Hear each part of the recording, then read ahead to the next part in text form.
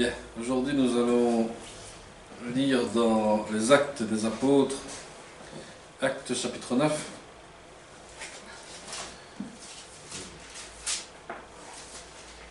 Actes chapitre 9, au verset 10.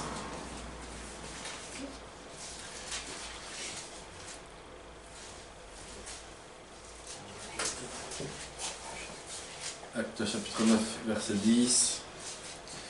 Il parle justement d'aujourd'hui de quand les personnes sont poussées par l'Esprit de Dieu.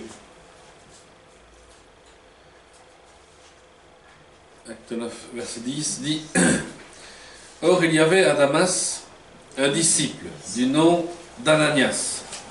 Le Seigneur lui dit dans une vision, « Ananias. Il répondit, « Me voici, Seigneur. » Le Seigneur lui dit, « Alors lève-toi, va dans la rue qu'on appelle la droite, et que dans la maison de Judas. Demande à dénommer Saul de Tarse. En effet, il prie. Il a vu en vision un homme appelé Ananias entrer et poser les mains sur lui afin qu'il retrouve la vue. Ananias répondit, « Seigneur, j'ai appris beaucoup tout le mal que cet homme a fait à tes saints à Jérusalem. Et ici, il a plein de pouvoir de la part des chefs des prêtres pour arrêter tous ceux qui font appel à toi. » Mais le Seigneur lui dit, « Vas-y, car cet homme est un instrument que j'ai choisi pour faire connaître mon nom aux non-juifs et au roi, aux Israélites, et je lui montrerai tout ce qu'il doit souffrir pour moi. » Ananias partit, une fois entré dans la maison, il posa les mains sur Saul en disant, « Saul, mon frère, le Seigneur Jésus, qui t'est apparu sur le chemin sur lequel tu venais, m'a envoyé pour que tu retrouves la vue, que tu sois rempli du Saint-Esprit. » Aussitôt, il tomba comme des écailles de ses yeux, il retrouva la vue, il se leva, fut baptisé, et après avoir pris de la nourriture, il retrouva les forces, il resta quelques jours avec les disciples qui étaient à Damas, et se mit aussitôt à proclamer dans les synagogues que Jésus est le Fils de Dieu. On voit comment le Saint-Esprit veut agir dans les personnes, mais des fois, est-ce qu'on obéit ou est-ce qu'on désobéit au Saint-Esprit? Comment est-ce que l'Esprit nous parle? Il nous parle à travers la pensée. Et nous, en tant qu'humains, la pensée que nous avons, nous disons, ce n'est pas possible. C'est impossible de le faire. Pourtant, Ananias a voulu désobéir à Dieu, mais par après, cette vision et cette voix lui dit bien, va et prie pour cet homme. Paul n'a pas désobéi au Saint-Esprit. Il a écouté l'avertissement qui a été donné par les croyants. Parce qu'une fois que Saul de Tarse, à cette époque-là s'appelait Saul, après par son baptême il s'appelait Paul, pour ne plus que les Juifs cherchent après ce Saul de Tarse à tuer, quand il est resté avec les disciples, il a entendu parler de Jésus-Christ, il a été enseigné par les apôtres pour enseigner qui était Jésus-Christ, et malgré les souffrances que Paul attendait à Jérusalem pour pouvoir ensuite aller annoncer cet évangile dans d'autres pays. Mais d'abord, il était resté à Jérusalem pour aller dans les synagogues et dire que Jésus était réellement le Fils de Dieu. Paul ne savait que le disciple était poussé par l'Esprit de Dieu. Il ne savait pas c'était quoi être poussé par l'Esprit de Dieu, puisque lui était guidé par des lectures, par de l'intelligence intellectuelle humaine, mais non par l'intelligence spirituelle. Donc, Luc, qui a écrit les Actes des Apôtres, nous informe des conseils apportés par Dieu, destinés à protéger la souffrance physique et de la mort de Paul. Parce que quand Paul a commencé à annoncer que Jésus était le Fils de Dieu, Paul devait être tué. Paul devait être directement interdit de prêcher l'évangile de Dieu parce qu'il disait les vérités. Et c'est ce qui arrive aujourd'hui quand nous sommes guidés par le Saint-Esprit pour parler de l'évangile de Jésus-Christ. Nous sommes entourés par des gens qui sont religieux, qui veulent vous interdire à annoncer l'évangile. Bien souvent, comme on voit ici, Paul était un criminel. Paul était un homme qui a commis des meurtres. Paul était un homme qui a commis des choses horribles pour arrêter les chrétiens. Mais cet homme qui était un criminel a été un instrument pour Dieu. Et malgré tout, il a continué à annoncer l'amour de Dieu, même s'il avait commis des choses horribles à son époque. Les gens regardent toujours votre passé, mais ne regardent pas votre futur. Bien souvent, on est toujours basé sur le passé des personnes, mais jamais sur le futur, de comment la personne est changée et comment elle est transformée. Ça, c'est le gros problème qu'on a aussi dans nos églises. Les 7 jours écoulés, ils continuent leur mission. Après avoir prié à genoux, il y a une manifestation qui se produit. Le lendemain de son voyage, il loge chez Philippe, qui est un évangéliste, celui que l'église de Jérusalem a choisi comme diacre. Il a annoncé l'évangile en Samarie et parlé du salut à un Éthiopien. L'Afrique a été évangélisée depuis plus de 2000 ans par un Éthiopien. Le premier évangile est arrivé en Éthiopie. C'est là que l'évangile s'est répandu en Afrique. Au monde d'aujourd'hui, les gens disent c'est grâce à nous, grâce aux Blancs, que les Africains ont reçu l'évangile. Mais je suis désolé, la Bible parle déjà que l'évangile a déjà été annoncé par déjà bien avant nous en Afrique, parce que les Éthiopiens avaient été à Jérusalem apporter les offrandes de l'Éthiopie à Jérusalem pour les synagogues. Mais on va voir maintenant ici l'histoire de quand il a entendu parler de l'évangile, il ne s'est plus arrêté d'aller annoncer l'évangile en Afrique aussi. On voit ça dans Acte 8, 26 à 40, où un ange du Seigneur s'adresse à Philippe et lui dit « Lève-toi et va du côté du Midi sur le chemin qui descend à Jérusalem, à Gaza, celui qui est désert. » Pourquoi? Philippe n'a pas été transporté, comme on voit dans les films de Star Trek ou autres, quand on voit les gens qui sont transportés en 2 secondes de temps. Non, il n'a pas été transporté comme ça.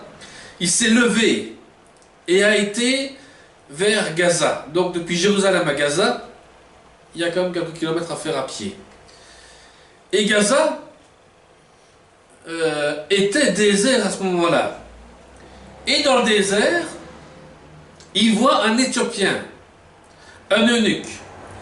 Qu'est-ce qu'un eunuque? C'était à l'époque des hommes qui étaient castrés pour ne pas avoir de relations sexuelles avec des femmes dans le royaume là où ils étaient avec les rois et les reines. C'était eux qui gardaient l'argent et qui apportaient l'argent là où le roi demandait d'apporter l'argent. Et à cette époque-là, on n'avait pas d'euthanasie, donc la castration était faite de façon avec des pierres pointues pour pouvoir castrer les hommes. Donc, ce n'était pas comme maintenant. Et cet homme-là a annoncé l'évangile. Et comme j'avais un jour un professeur qui me disait, l'homme n'a toujours rien compris, que ce n'est pas en se castrant ou en devenant célibataire que nous ayons plus l'Esprit de Dieu. Ceci se trouve dans votre tête, mais vous devez être guidé par l'Esprit, même en tant marié ou célibataire. Il n'y a pas besoin de castration pour servir le Seigneur. On a besoin de toute personne pour servir le Seigneur. Donc, cet eunuque qui était ministre de la reine d'Éthiopie apportait donc des trésors à Jérusalem pour l'adoration de Dieu. Et il était sur son char et lisait la lettre du prophète Ésaïe, où, dans cette lettre, il était marqué, Ésaïe, je pense que c'était chapitre 6 ou chapitre 3, je ne sais plus, où il parle de l'agneau qui est amené à l'abattoir, silencieux, la brebis qui ont un canton et tout ce qui s'ensuit. Et il lit ce passage-là, mais il ne comprend pas ce qu'il est en train de lire. Philippe, lui, arrive et entend l'Éthiopien qui lit le prophète Ésaïe. Et il lui dit, « Comprends-tu ce que tu lis ?» Là, l'Éthiopien va lui répondre, « Comment le pourrais-je si quelqu'un me guide ?» Et il invita Philippe à monter et à s'asseoir avec lui. C'est pour ça que des fois, les gens lisent la Bible, mais ne comprennent pas ce que la Bible dit. Et si il n'y a pas un enseignant qui vous explique ce que la Bible vous dit, eh bien, vous partez tous dans une perte de lecture et de non-compréhension à ce que la parole de Dieu veut vous dire. Et c'est pour ça que des fois, nous arrivons à avoir de grosses églises où les gens aiment aller à l'église juste pour entendre les chants, mais la prédication, eh bien, on ne comprend plus ce qui se passe parce que on lit un texte, mais on ne l'explique pas, on ne le développe pas pour expliquer ce que le texte veut dire. Les gens ont lu le texte de l'amour, ben pour eux, c'est l'amour, voilà, on ne sait pas expliquer plus. L'enseignant n'explique pas en profondeur l'amour de Dieu qui a été apporté sur terre pour que chacun de nous soit en paix intérieure, pour que nous puissions avoir la relation avec Dieu. Et la relation avec Dieu, évidemment, il faut l'intermédiaire qui est Jésus-Christ.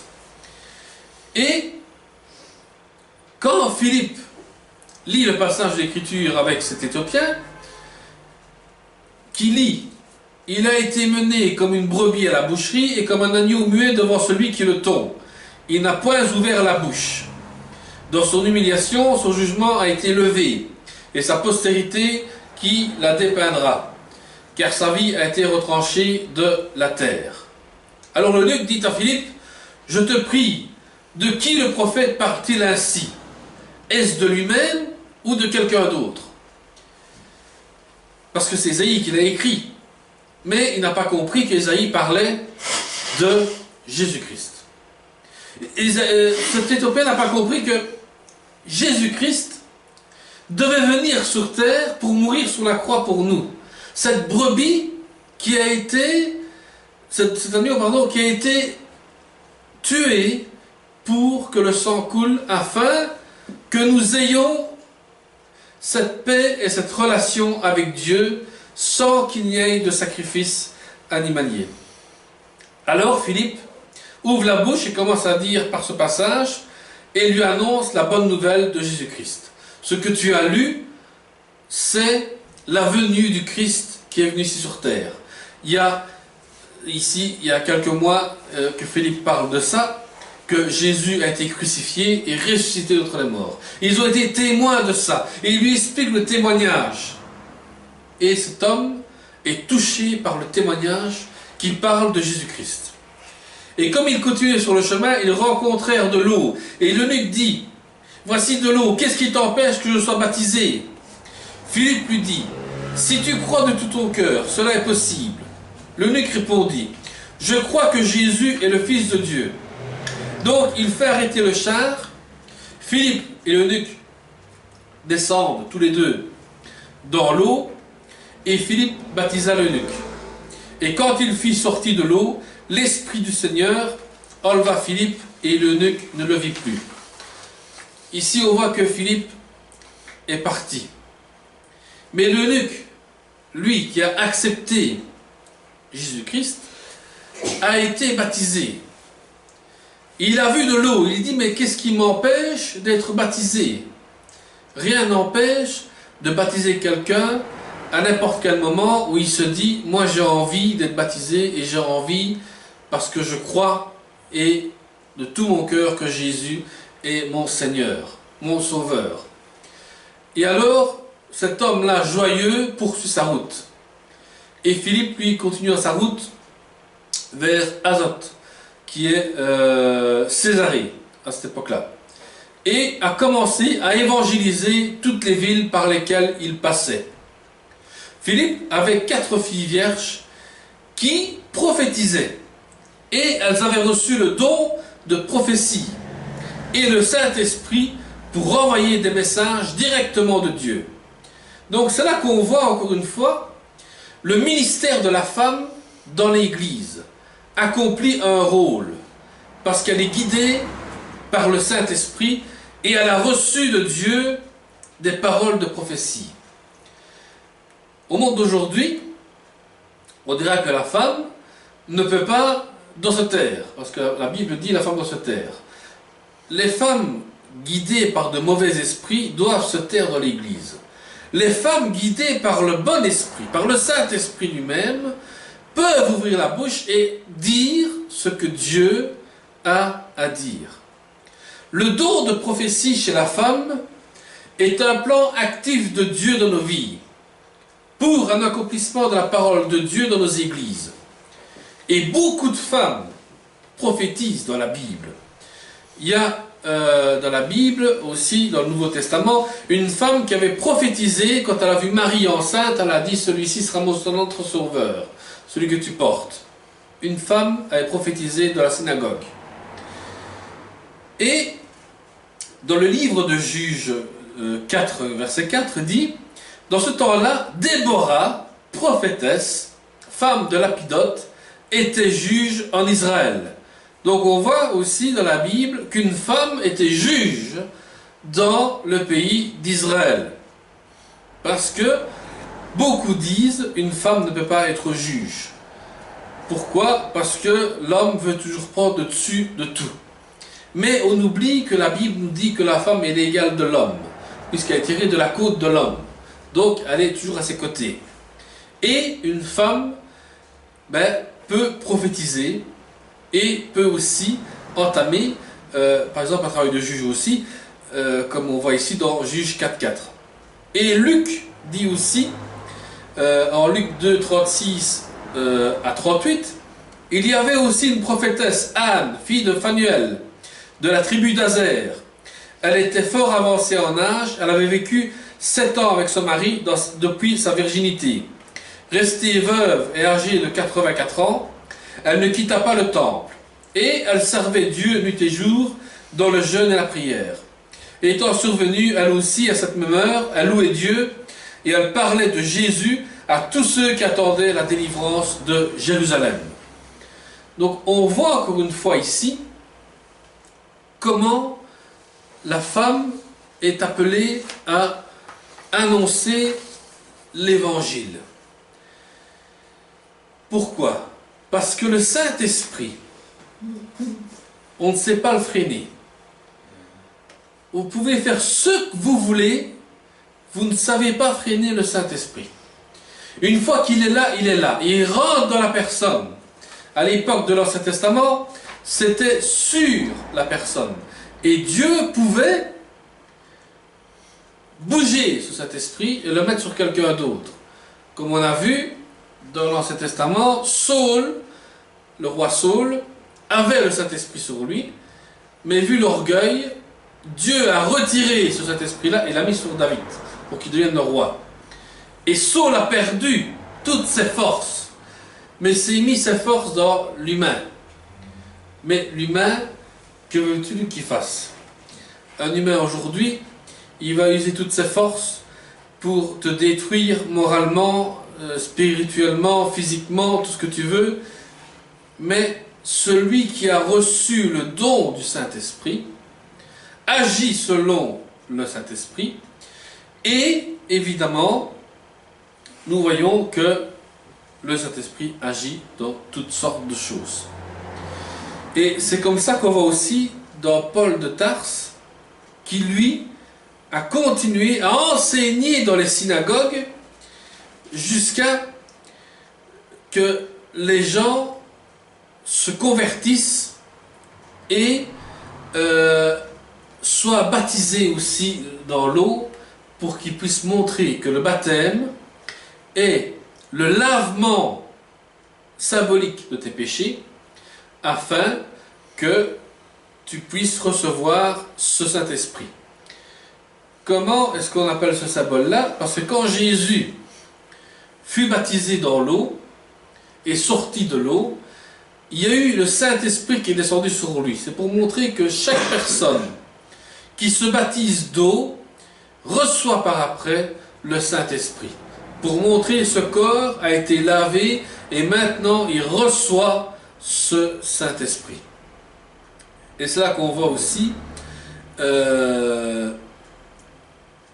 dans l'acte 9, verset 28, que Saul allait et venait avec eux dans Jérusalem et s'exprimait en toute assurance au nom du Seigneur.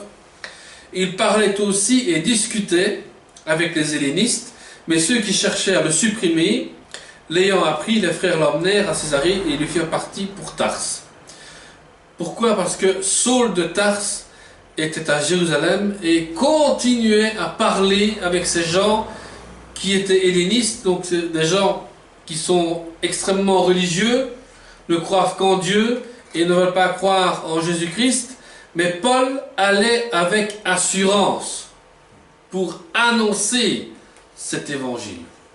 Cet évangile qui sauve, cet évangile qui touche les cœurs, cet évangile qui transforme les personnes, cet évangile qui fait que chaque personne qui l'a reçu obéit au Saint-Esprit et reçoit évidemment l'enseignement, et puis ensuite quand il est bien enseigné et qu'il est bien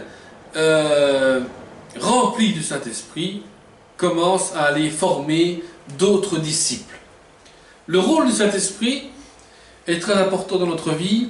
Ce n'est pas qu'il y a un seul pasteur qui enseigne, mais il faut qu'il y a d'autres aussi qui soient capables d'enseigner, comme Paul le dit à Timothée, soient capables d'enseigner aussi la parole comme toi tu enseignes. Vous êtes aussi capable de pouvoir enseigner la parole de Dieu si vous êtes rempli du Saint-Esprit. Pourquoi? Parce que vous êtes appelés à aller annoncer cet évangile et dire aux gens que Jésus n'est pas seulement mort sur la croix, mais il est ressuscité. C'est pour ça que je suis en train d'écrire maintenant ma thèse concernant le salut. Et un jour, quand elle sera finie, je vous développerai ma thèse concernant le salut. Je l'ai défendue vendredi, ma thèse. Et je parle que le catholicisme parle de purgatoire. Donc, c'est-à-dire que quand tu meurs, tu es dans un endroit où on prie pour les morts afin que tu sois au paradis. Mais n'oubliez pas que le purgatoire a été écrit par des personnes qui ont écrit 2 Maccabées, et ce livre-là parle de sacrifice humain. Donc on avait sacrifié des morts et on priait pour les morts pour que tu puisses être au paradis. Mais concernant le salut, nous n'avons que le salut que par Jésus-Christ. Parce qu'il y a des écrits qui prouvent que Jésus donne le salut, donne directement la vie éternelle, mais si on croit en lui. Donc, le Corinthiens 1 Corinthiens 3 parle des œuvres que nous faisons sur terre, qui sont brûlées, et si ça brûle, que ce n'est que de la paille, ça veut dire que tes œuvres étaient mauvaises. Si ça ne brûle pas et que ça reste, tes œuvres sont bonnes, mais ça ne parle que des bonnes œuvres. Donc ceux qui ont cru en Jésus-Christ sont quand même sauvés, mais leurs œuvres, bonnes ou mauvaises, ça c'est leur problème avec lui et Dieu. Ce n'est pas que ton âme part en enfer ou autre, ça n'a rien à voir. Si vous avez reçu le Saint-Esprit, vous devez comprendre directement que si vous croyez en Jésus-Christ, vous avez la vie éternelle. Maintenant, si vous ne voulez pas croire en Jésus-Christ, vous refusez de refuser en Jésus-Christ, vous refusez l'évangile, vous refusez la vérité, eh bien je suis désolé pour vous, mais Satan aussi refuse la vérité et part directement en enfer. Satan est en enfer. Oui, pour l'instant, il est en enfer, mais bientôt, cet enfer-là sera détruit. Parce qu'il y a dans l'Apocalypse qui parle de le cercle de feu où c'est réservé pour Satan et ses démons. Et ainsi que ceux qui suivent les principes de Satan partiront aussi avec lui. Mais ceux qui suivent le principe de Jésus-Christ partent au paradis, partent au ciel, parce que nous avons accepté cet évangile.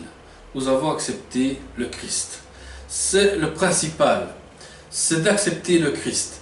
Parce que le jour de son retour, nous ne savons pas quand et à quelle heure son retour est prévu. Beaucoup de chrétiens se basent sur les médias, tout ce qui se passe des micropuces et autres, mais ceci n'est qu'un avertissement de Satan pour faire peur aux chrétiens, pour que les chrétiens aient peur, mais nous ne devons pas avoir peur des micropuces ou autres qu'on veut nous infliger, parce que le Seigneur nous prendra déjà avant.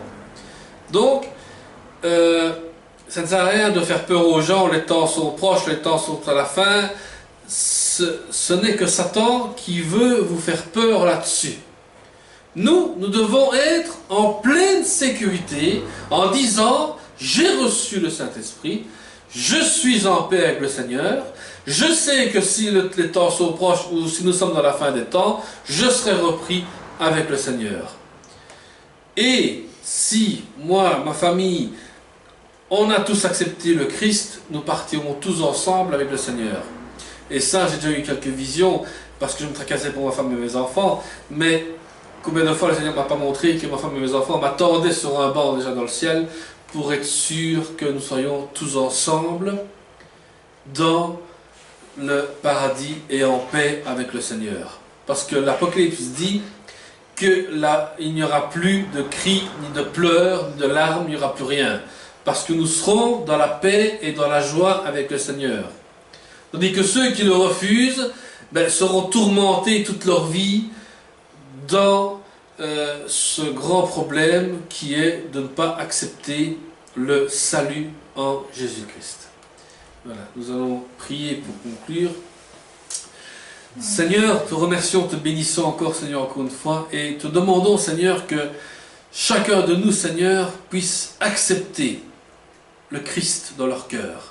Que c'est important, Seigneur, de t'accepter dans notre vie, dans notre cœur, car si nous ne t'avons pas accepté, comment pouvons-nous dire que nous sommes tes disciples, ou même encore dire nous sommes sauvés, si nous ne t'avons pas accepté? Seigneur, aujourd'hui, touche les cœurs de ceux qui doivent t'accepter encore aujourd'hui par ce message, et qui puissent encore accepter ton Saint-Esprit qui agit en eux, et que si le Saint-Esprit leur parle, qu'ils puissent l'écouter. Seigneur, merci comme tu parles à travers les visions, à travers les images, à travers toutes sortes de choses que tu nous fais comprendre, Seigneur, que tu es là, vivant, parmi nous.